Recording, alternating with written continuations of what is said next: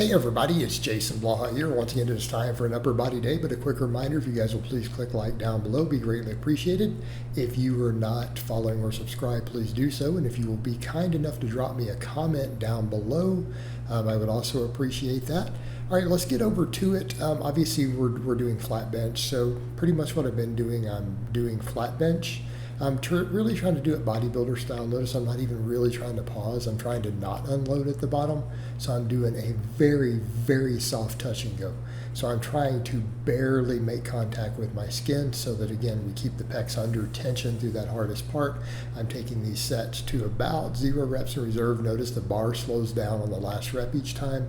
I'm not doing a crazy wide grip, by the way. It's relatively wide, but I'm right at like pinkies.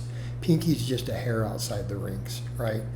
So we're not gripping really the super wide that I felt really bothered the shoulders a lot, but I'm also not going really heavy.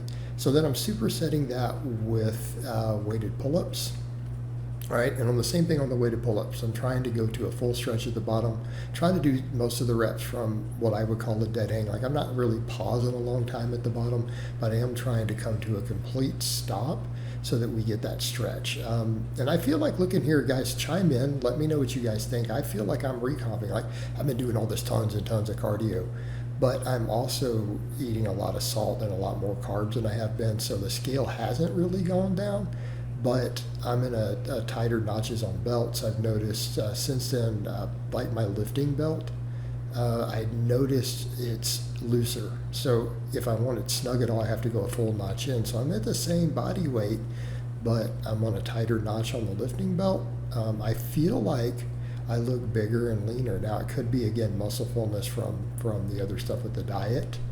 But again, I feel like we're seeing what visible recomp, or it's just holding extra muscle in the water even though I'm losing body fat. I don't think it's so much recomp, but it could be. Keep in mind, we're doing a lot of novel training stuff, and I felt like my legs looked a lot bigger the other day when I was looking down at them, like my quads, my calves, and it's not bigger as in they look leaner. Just people say, well, that can just be fat loss. No, they look thicker. They feel thicker. So again, on this stuff, trying to go to about 0 reps in reserve. So we're not going to true failure on it, but we're getting real close. But yeah, I feel like my back is thicker and wider. So what I'm doing here, I'm not worried about biceps. I'm like, look, let's just double down on the back work. I really want 12 sets for everything. But if I just do everything overhand grip, 12 sets a week, so 6 on each day, obviously this counts as a chest exercise. I don't want to count the bench like this as a true tricep exercise, because I never got big triceps even when I was close gripping all the time. And I do know my triceps need work, but I also don't think we need to weak point train. At this point, I agree with a lot of coaches out there. Just build everything balanced and let it land where it will. These are literally bodybuilding coaches I know who do men and women in multiple divisions. They're like, let your genetics determine even where you compete in bodybuilding. They're like, just maximize every muscle. Do not try to weak point train. So even for physique, I think there's some truth to that. So I'm not even weak point training. I know the triceps and delts need it, but it's like, let's just make sure they're balanced work, right? So how do we do that? Well, obviously here we'll just count the bench as chest. So trying to get 6 sets, but I am going to count dips as triceps. So I am counting that towards my 12 sets. I'm not going to count the bench, but technically even the pull-ups will hit the long head. I've even seen Dr. Mike point that out. Like he's like, there can be some growth stimulus actually from your horizontal pulling, your vertical pulling, right? And tricep long head. But in this case, we know the dips hit the whole tricep. It doesn't put the long head in a stretch position, but it does hit it because of the way it's positioned behind us. So we do those, and then I went over, instead of trying to go heavier on these, I did go a little heavier last time. I only got 6s. I'm like, let's just try to get the really deep stretch with the 45 and pause that last rep so that we almost can't get it. So definitely trying to, and I know I'm right about my limit, I'm like, let's just pause at the bottom with that last rep, which puts me right at 8. So I'm picking weights I can do right about 8 on most of this, other than the bench that was 6. But I could always lighten it up if I wanted to do that. But I feel like 275 is good. I mean, I'd probably get 9 or 10 if I dropped to 245 or something. All right, rows, I didn't cheat row today. I did that the last couple times, and that was fun to do. But I also, like, I don't have to do that. But I can strap up so that it is really just back in this case, because I'm doing a lot of other grip stuff technically. All the pull-ups, I'm doing all the hanging leg raises. I'm deadlifting, twice a week. I'm not going to worry about it. So I'm just going to do that for now. Normally I'm not big on stretch, but I'm like, it lets me just stretch deeper and not have to feel like grip is giving out. And I can just do back. And I can always add extra forearm work and grip work, and I may even do that. But I feel like right now, let's just train everything. And I've thought about adding some forearm work. I may do that. I've got to think about it. If I do it, though, maybe on the lower day. I don't want to do all this stuff and then do forearm work too much and then go deadlift the next day. So maybe on the lower day.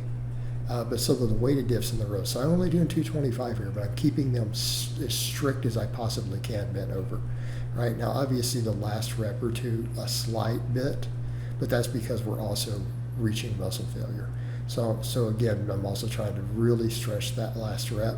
So on most of these, I'm trying to stretch. So that's the only reason for the straps, is I feel like I can stretch a little more. And normally I'm not big on straps for stuff like this, but I think there's a point with heavy barbell rows. Like dumbbell rows, I never need them. I go heavy as hell, right? I don't ever need them. But with the barbell, just because of that ability, that bar to roll, using them a little bit, I think I can get away with it. But if we'll do lots of bicep work, I think we'll still be good for other grip. But again, like I said, I may throw some forearm work in on top of it, just because we could make the case for, are they not getting any direct work? I'm doing direct calf work. I've got big calves, so maybe. I just feel like I run out of time on the upper body days. It's just, you can only do so many exercises, right? Like I did 9 exercises today because we're trying to make sure everything gets that work. So we're going to count dips though towards chest and triceps, and I think that's fair. I'm only going to count the pull-ups and rows towards my back.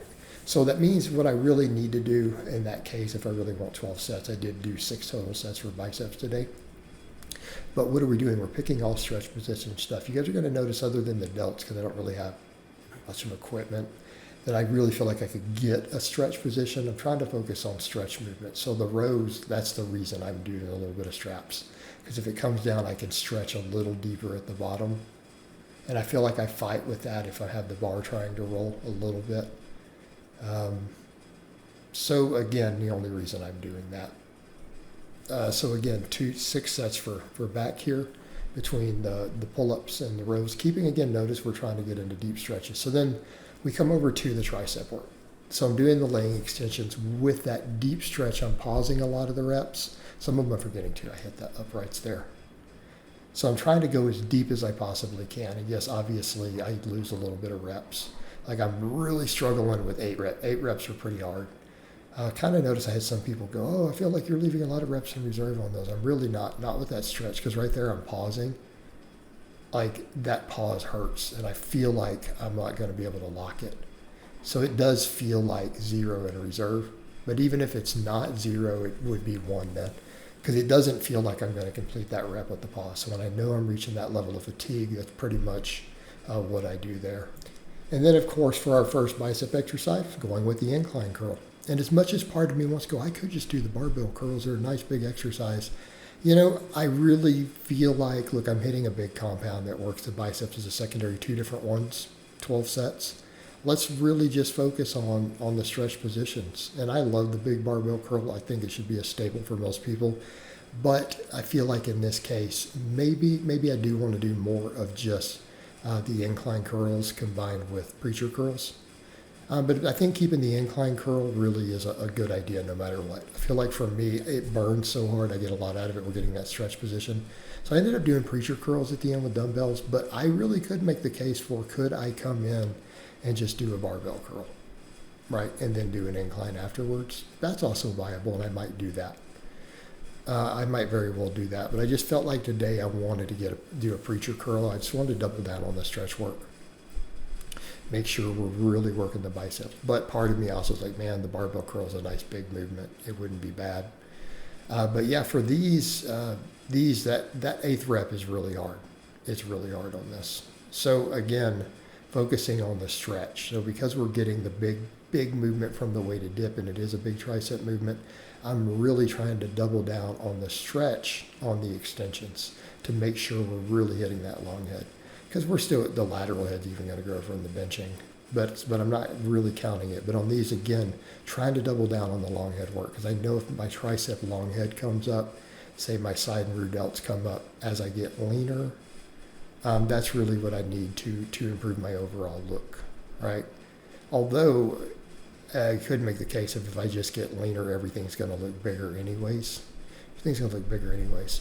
Like, I don't have the best arm proportions, but I've also realized all things considered at a lower body fat, they're still not going to look bad at all at this point, right? They're not going to look bad at all if I just get leaner, especially the waist gets smaller. That's what really counts there.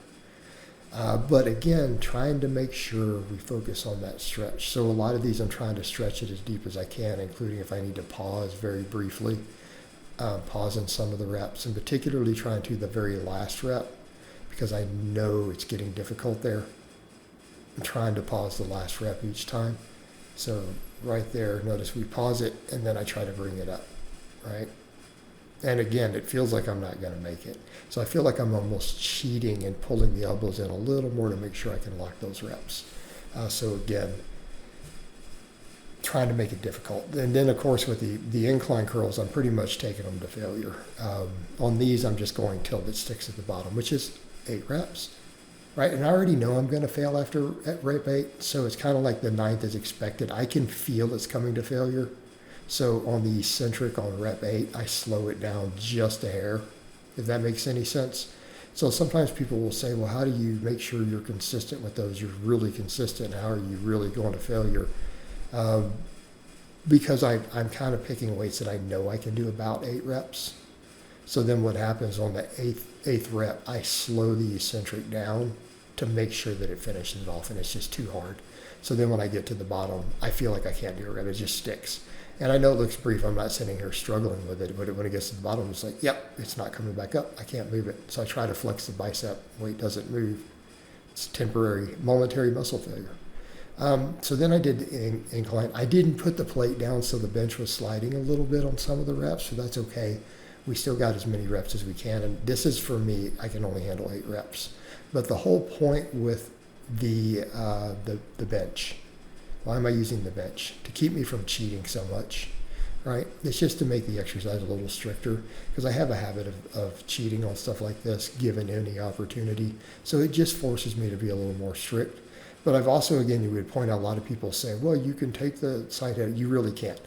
No matter how you do a lateral raise, no matter how much you cheat or anything else, the side delt is still generally going to be the muscle that fails. It's just that what form you use, how high you go, how much you lean forward or back, whether you cheat, it's going to affect other muscles as far as other stress. But the side delt's still going to take the brunt of it. Same thing here, rear delt flies. Obviously the side delt, traps, all that are getting work. The idea here, trying to make sure that isolating the rear delt. So, and yes, a lot of people are always like, you use your traps on a lot of that stuff. Yeah, and it's unavoidable. But we're still picking movements to where the rear delt's going to fail, because we're on that 45-degree incline. The rear delt is going to be the muscle that reaches failure. The traps and other stuff are getting work. Rhomboids are all getting work. Side delts are getting a lot of work even. And the rear delts are getting work on the side delt one.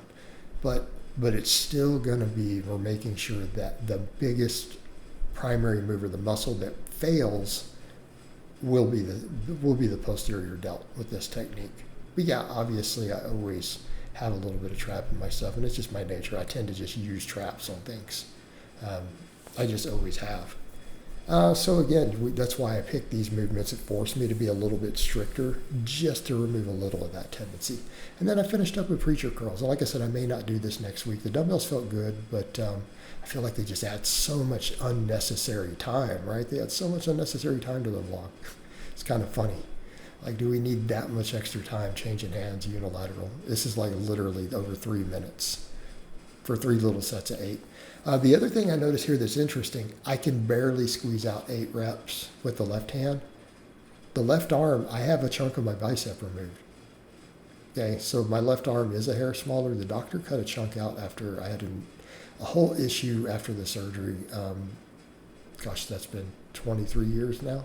Had an issue there. Has it been 23? My God, it has. I guess. Yeah. Was it 02? Or was it 04? Might have been 04. I don't know.